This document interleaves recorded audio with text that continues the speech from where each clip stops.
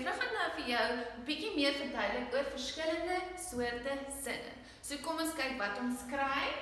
Ons kry 'n vraagsin, 'n bevelsin, 'n stelsin en 'n uitroepsin. So kom ons kyk wat beteken elkeen. Vraagsin. Vraagsinne het altyd 'n vraagteken aan die einde. Kom ons kyk byvoorbeeld, wat is jou naam? Vraagteken. Hoe laat is dit? Vraagteken. Is jy kwaad? Vraagteken.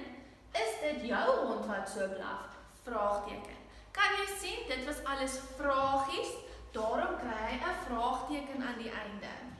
Die volgende een is 'n bevelsin. En wat is dit?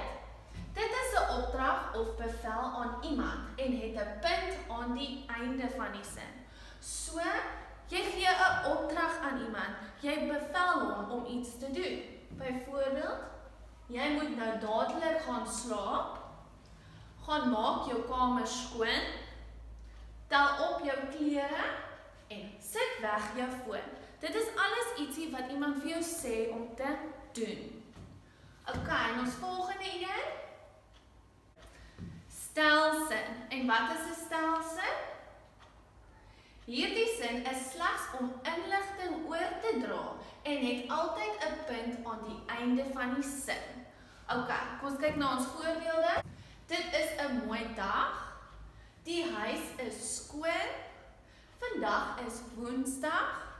Ek verjaar in Julie. Dit is alles inligting oor wat om jou gaan en wat iemand vir jou kan gee. So hy kry net 'n punt aan die einde, ons noem hom 'n stelsin. Die volgende ene is ons uitroepsin. Nou wat is 'n uitroepsin? Hierdie is 'n sin waar jy iets hard uitroep. Skryf 'n uitroepteken aan die einde van die sin. OK, so lyk ons uitroepteken. Kom ons kyk na ons voorbeelde. Eina, dit is seer. Uitroepteken, want jy het iets hardop geskree of gesê. Sjoe, ek is moeg. Dis 'n uitroepsin.